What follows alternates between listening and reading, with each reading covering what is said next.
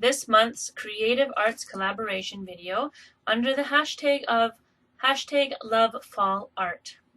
Today I wasn't really inspired, but went for a walk and found Schubert chokecherry leaves, lilac leaves, cotoneaster leaves, ash leaves, and some tall grasses. Here is my color inspiration for today's project.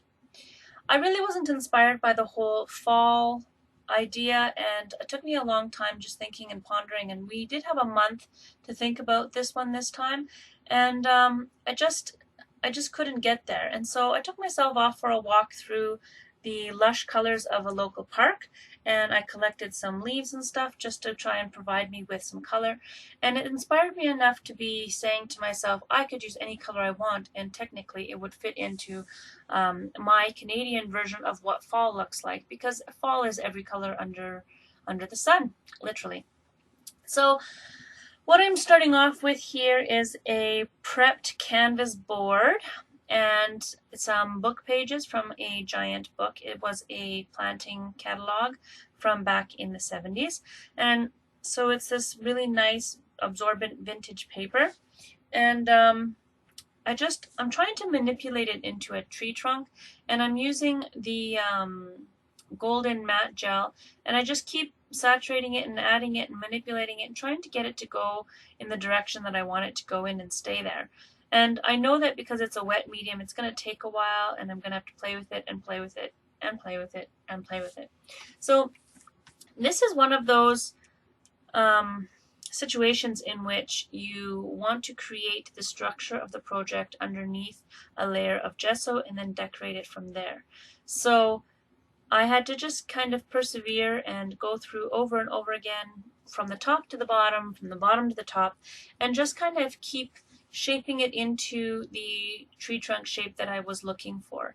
And it did take quite a bit of manipulation. I did have to go up and down it a couple times, but playing with it and fiddling with it, and over time it eventually went to where I wanted it to go. Now this tree trunk I'm finally happy with, just about here.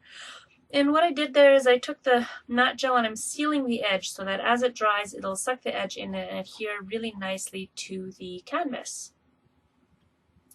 This matte gel will solidify over time, but it's going to dry clear, and it's going to dry semi-flexible, so I'm not going to have any problems with this breaking or crunching or anything like that.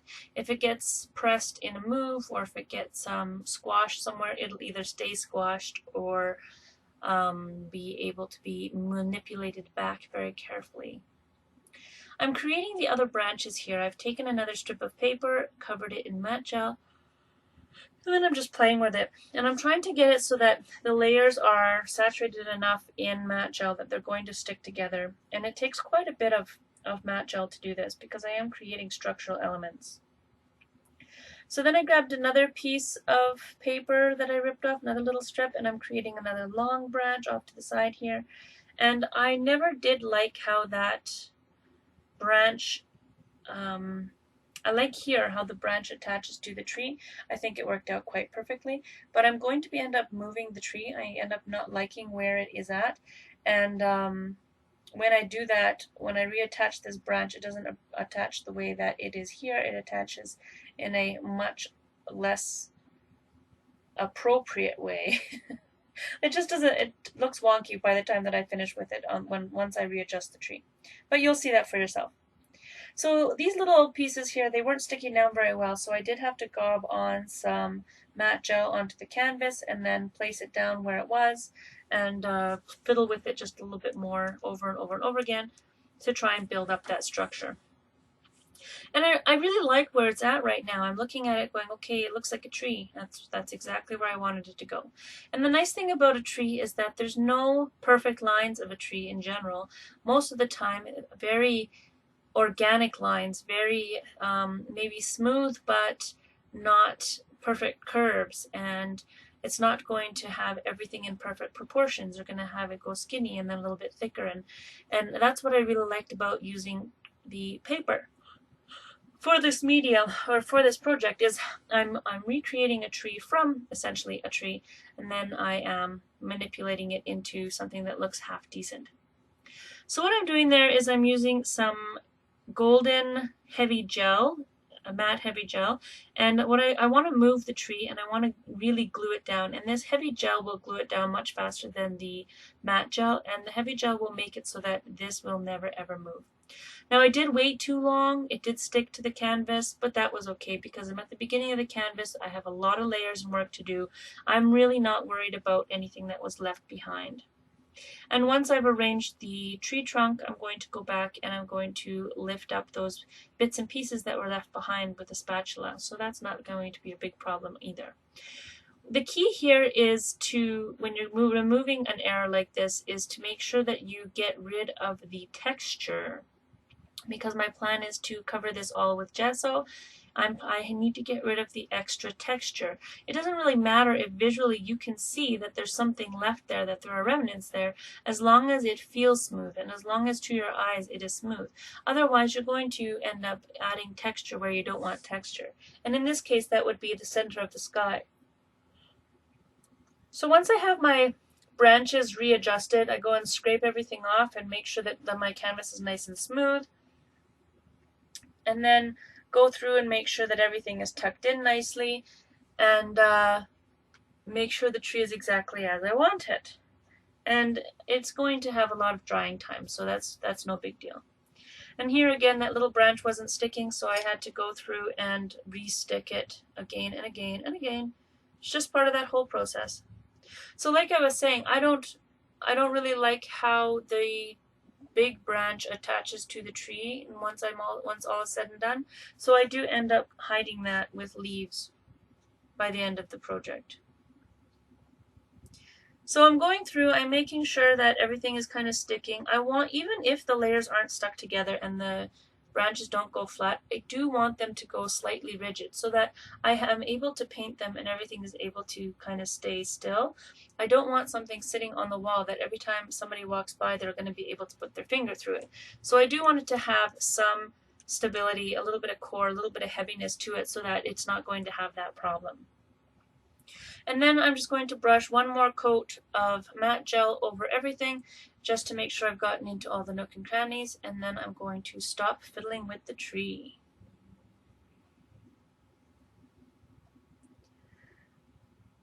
This took a whole, I guess, a little cup. It's not that much.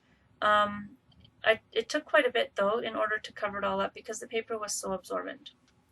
My next step is to cut some strips off of this burlap ribbon. I ended up cutting 3 sets or 3 1-inch to 2-inch pieces off of that burlap ribbon, and then I frayed it and pulled it all apart into individual little sticks like that.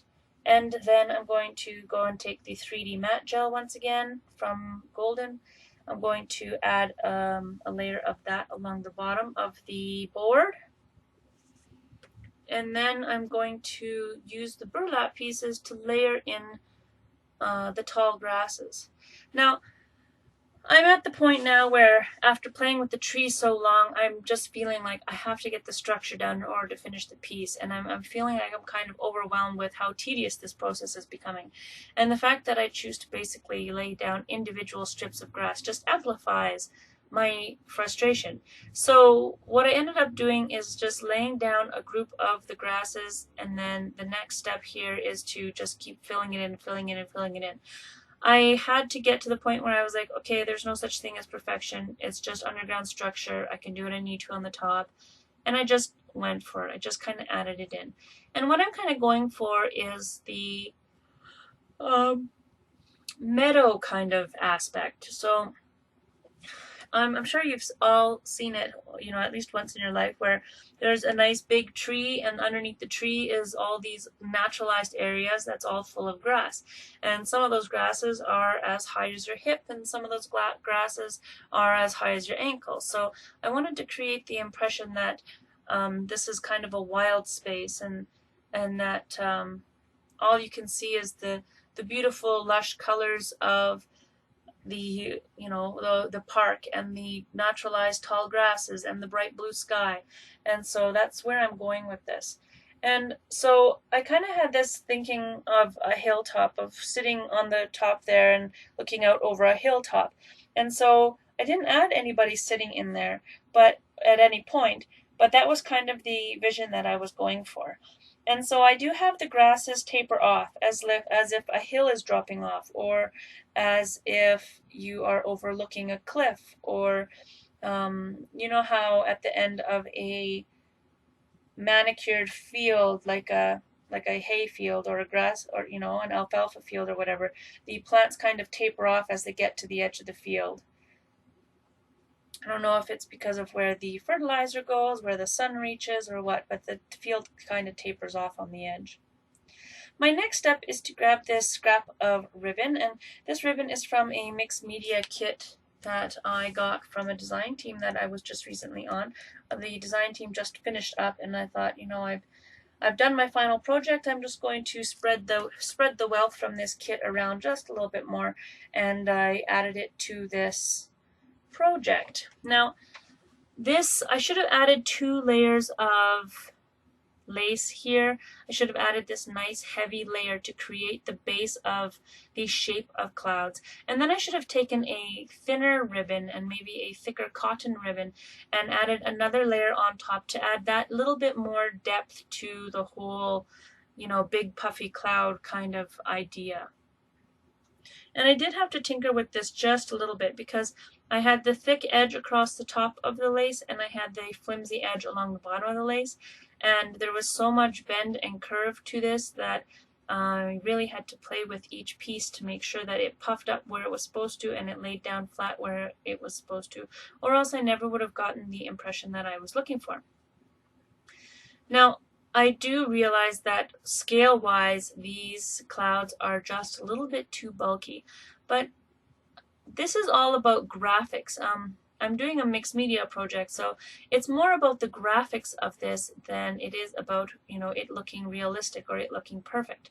And so as soon as I focused on the graphics aspect of it rather than the realism of it, I really started to enjoy myself and have some fun and just relax and see where this project was going to take me. Because while I did have a vision for this one, once I had picked out my colors from the leaves from my walk, I still needed to make sure that I was able to pull it all together.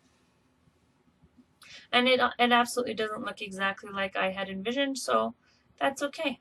I'm happy with where it took me, where the muse took me. So I went along with my scissors. I need a little bit more of that lace. I didn't have any more, so I just kind of went along and piecemealed it all together. And when you are doing a mixed media piece where you're building the structure like this, that bottom structure can be quite forgiving. You can layer up over top of it, you can paint over top of it and stuff like that, and that bottom layer can be quite forgiving. In some projects it's definitely not, but things like this, it was quite forgiving because I could have at any time said that it was intentional in order to add depth to the clouds, that layering and piecemeal work at the top. So it all works out in the end. Once I'm all done piecing this all together, I let it rest overnight so that everything would dry.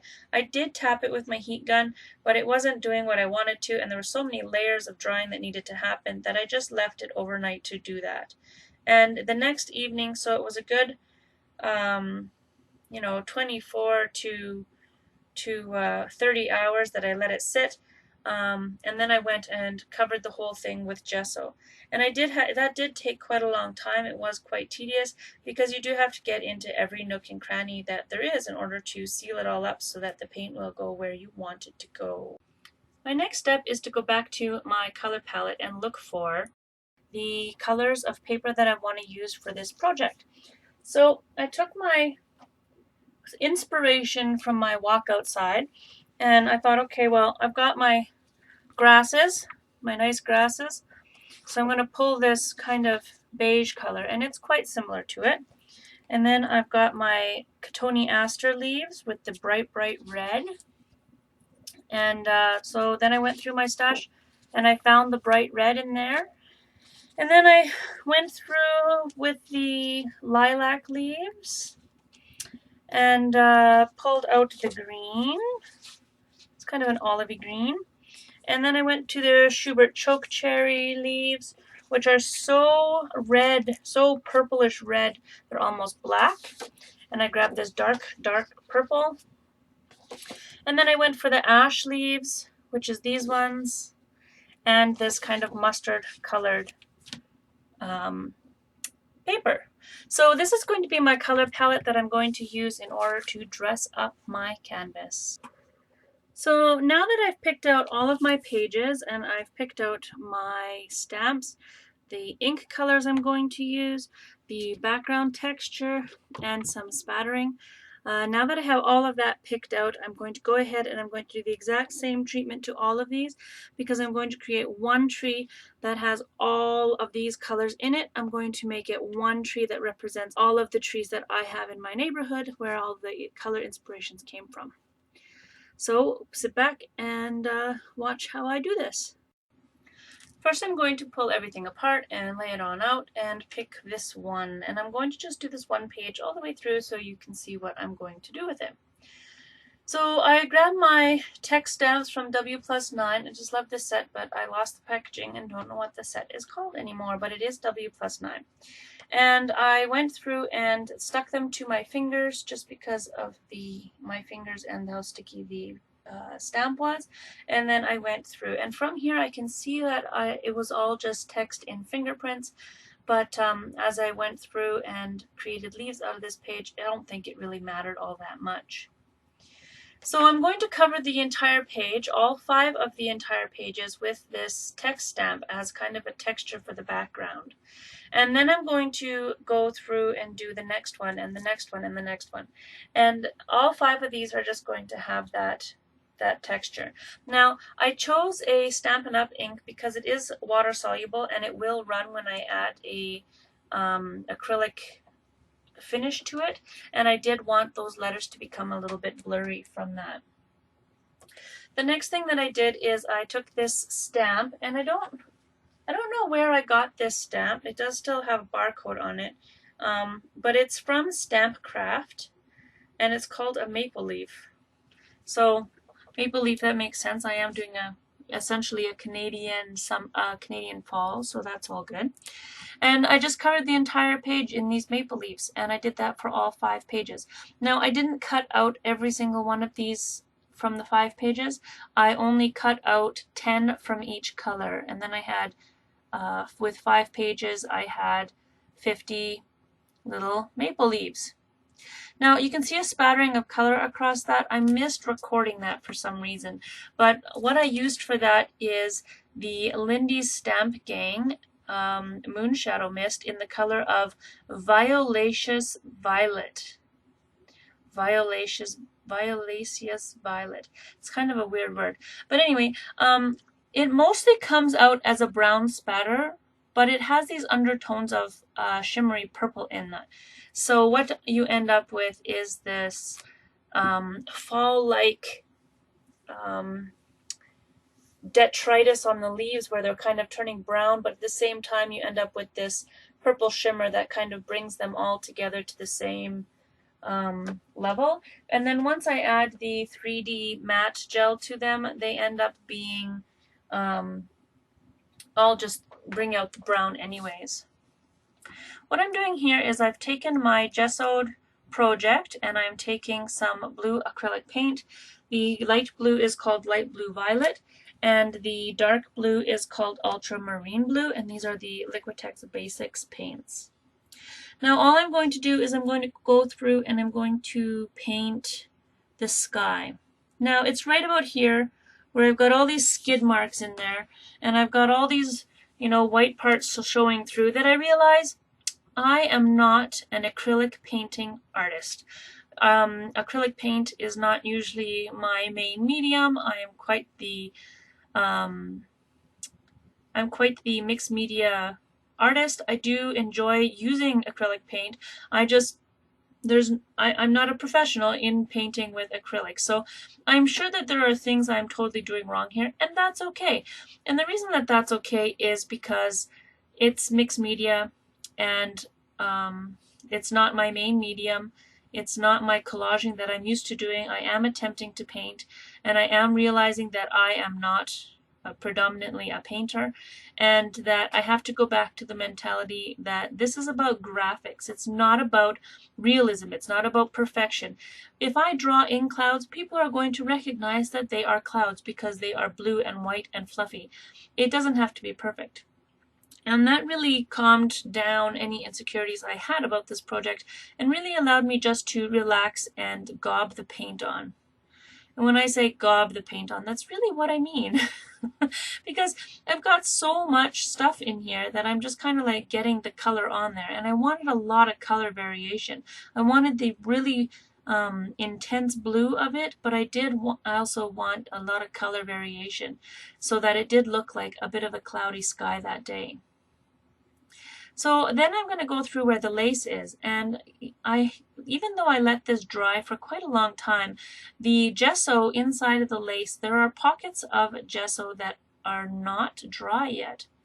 So I'm going to go through and I'm just going to add layer and layer and layer of paint, and it's going to pull out the white gesso and mix with the white gesso, and for the most part that is okay. I just kind of keep layering on the paint until it won't take anymore, and then I tried to add a little bit of color variation in there to give the impression that the clouds did have a shape, not just a texture. So now that it's all nice and full, I'm going to go and bring in the light blue again. And I'm going to try and bring that in on the top of the clouds and leave a little bit of hint of dark along the bottom edge of the clouds. And I just go over it and over it and over again until everything was soupy and sloppy and slimy and I wasn't achieving what I wanted to, and I realized I wasn't going to. So I just left it. I added in some white to give the impression that it was clouds, and then I just left it. There is a great big blue open space, and I did add clouds in there. There is a point at which I like the clouds, and there's a point at which I don't like the clouds. And then there is the end point where I'm saying, oh, you know what, I should stop. I'm not having any positive progress, and fun was being taken away, so I figured I would just leave it as it was.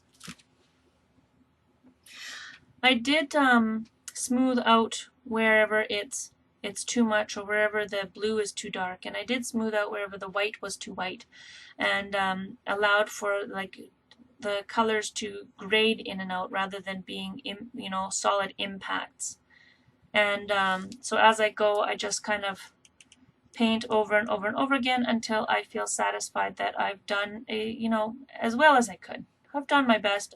I've established that that's the graphic, that's what that is, and that's about all I could do for today. Added some more white into those clouds, and then moved on to my next step.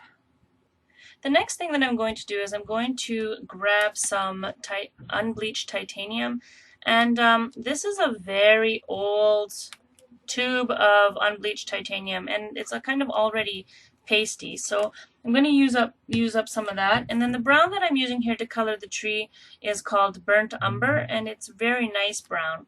The thing that I like most about this is that as I'm going and painting over this, I definitely used the wrong brush, but at the same time that allowed me to get into all the crevices. And in those crevices were pockets of gesso that hadn't quite dried yet. So that allowed me the opportunity to pull that gesso out, redistribute it amongst everything with the brown, and it allowed for a lot of color variation. I did fast forward through that just to make the video a little bit shorter. The most tedious task of this kind of project is trying to get into all those nooks and crannies of whatever you have assembled on your page or on your canvas. So you can't really see it from the camera angle, but there's a lot of color differentiation in there due to the white coming out of those pockets, like the white gesso coming out here and there. And then once I have all of this covered, I'm going to go over it again and again until I feel like I've gotten into all the nooks and crannies.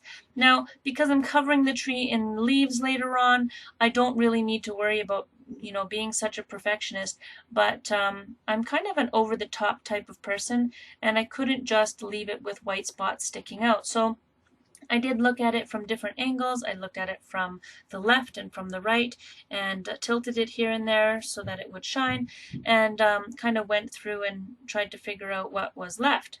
Then I took the unbleached titanium on a semi-dry brush and kind of just allowed all the textures to come out by using the unbleached titanium as kind of a almost like a wash, adding a little bit of highlight here and there and making it look like there was actual texture and dimension to this tree. I did end up, because the brown paint, the burnt umber, is still wet, it does mix in with the unbleached titanium, and that allows a little bit more color variation again. I couldn't decide what I wanted to do with those tall grasses, and so I went and grabbed my Mr. Huey's color mist, and the color is called Tannenbaum, and I added that to my palette because it was such a nice color and it was handy. So then I took this unbleached titanium, and it kind of matches those pieces of grass that I had pulled from the park, and I thought, okay, we're just going to go and add some of that unbleached titanium in there because that's going to give me the dried out grasses kind of look, and then I can go over those dried out grasses with the Tannenbaum ink color mist, and I can use that to create a little bit of variation within this set of grasses. So I kind of started off with just a little bit on the end of the brush and distributed that green throughout, and so I still will have the unbleached titanium stalks in there. I'll have really light green stalks of grass, and I will have really dark green stalks of grass, and so there's a lot of color variation in this by the time that I get all the way through it. And I really, really liked it. I think that I will probably end up using this method again at another time. And I kind of go over it again and again and get it to where I like it. And then I tried to use up the ink on a separate piece of paper so that I wasn't getting rid of the ink totally. I was able to use it for something else. So while that's drying, I go and grab my matte gel. And this is just the regular matte gel. It's not heavy, it's nice and fluid. And then I grabbed my leaves, and I had put some stamps on it, and I had put some Stampin' Up! Ink on these leaves. So I wanted to seal them so that the moisture of wherever I hung this wouldn't change how this all worked together. And so I went through, and I've done this in several other videos in the past where I just dip the leaves into the matte gel, and that seals them. It doesn't smudge the ink, but it sucks any watercolors, any water-based color up into the top layers of the acrylic medium, and it allows everything to have a little bit of extra texture and seals everything in and all that stuff. So I was very happy with how these leaves turned out, and they were all nice and sealed, and because it's a matte gel, they weren't glossy, they were just exactly as I needed them to be.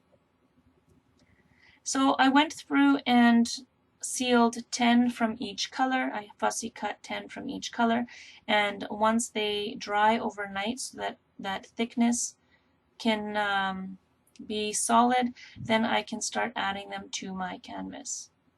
The next morning, after everything was nice and dry, I went through and grabbed the handwriting stamp from the W+9 set that I had grabbed the text from before, and now I'm just adding a little bit of text to all of the elements that I had created underneath. So a little bit of black stays on text to the clouds, and a little bit to the grass, and a little bit to the tree, and that allows everything to kind of come together. And then I put it all throughout the background so that I could have a little bit of differentiation and a little bit of texture in the background. It's not a whole lot. It doesn't really disrupt it at all, and a lot of people probably won't notice it, but I like the effect that it gave. The next thing I did is I grabbed this tree branch from an Inkadinkado set and went to town on the page just to add the little bit of this and that here and there, a little bit of added texture, a little bit more earthy tones to it.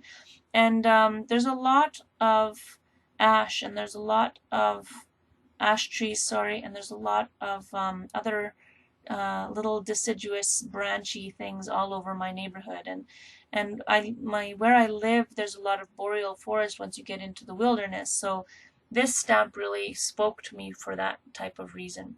And I just kind of put it all over the place, and once again it's just adding texture or adding depth to the background. So here are my leaves, and there's no rhyme or reason to how I'm applying these leaves. I am grabbing one and I am adding some 3D or heavy gel, matte gel from Golden to the back of each leaf, and then I'm just kind of tapping them down. Sometimes they land straight, sometimes they land off to the side, and sometimes they don't do what I want them to do. So that's all I'm doing, is I'm kind of grabbing and going. Some of the guidelines I did follow for this is that I didn't want a cluster of one color anywhere. I wanted to make sure that every part of this tree had color variation in it. And because I've got such a wide palette, I decided that I could just kind of grab and go and just make sure that I didn't have the same colors touching in too many places. And I think that by the end of this I succeed quite well. And I am tempted to go and cut out some more leaves and add some more to this, but I'm not sure that I will do that, so I'm just leaving it as it is for now. These, I had a real hard time fussy cutting out all those dark purple leaves. I do have to tell you that. And the reason that it was such a struggle is because that purple is so incredibly dark that when I stamped black on it with the StazOn black for the actual leaf stamp, it barely showed up. I had to lean a certain way into the light and cut a certain way to try and get that to stay how or to find the lines to cut upon. And the other challenge that I had with it is that because I'd added the text stamping to the back of those, or to those leaves to start with, the lines kind of disappeared amongst the text, and I had a little bit of trouble with that. But it all worked out. I really love how this tree ended up, and it really kind of says, you know, Canadian. It really kind of says all the different, screams my neighborhood because of all the different colors and all the different ideas, you know. We still do have bright green grass in our neighborhood. We still do have the bright blue skies. There's lots of clouds in our sky right now because we are hitting autumn, and there's lots and lots of color variation all over the place. So I put these leaves down, and then once I had them all down, I realized that I had put them in a pattern and that they were evenly spaced, and that doesn't happen in nature. So I reattached them in a little bit of a different layout, and that made me much happier. Once that was nice and dry, I went through and added wind trails so that it looked like the leaves had paths, and I wasn't really paying attention to what I was doing. And some of them I go a little bit wonky and a little bit crazy, so I had planned to draw them in with pencil first, but it didn't work out. So I'm going through with my size F Faber-Castell Pitt pen, and this is just black. I probably could have gone in brown for this, but I liked how the black kind of popped off the page a little bit. And it's such a fine line that it achieves more texture in the background once I get the words on, but it doesn't really disrupt anything. And then I go through and I wrote a quote in there. The quote that I wrote is, or says, "Come," said the wind to the leaves one day, "come o'er the mountain and we will play." And that is from a quote from Eliot, or George Eliot, and I believe it's from the book Middlemarch. The one thing that I really stands out about this project is that it led me to George Eliot, and I always thought that George Eliot was a male, and that my husband had studied it when he took university. And so I went looking for our Middlemarch book, only to discover that it had been donated months ago. So I kind of now am in search of a Kobo copy so that I can read Middlemarch. Maybe I will have to stop at the library in order to discover George Eliot's writing. So I wrote the words in the Sharpie, black Sharpie, and this is the fine point oil-based paint marker.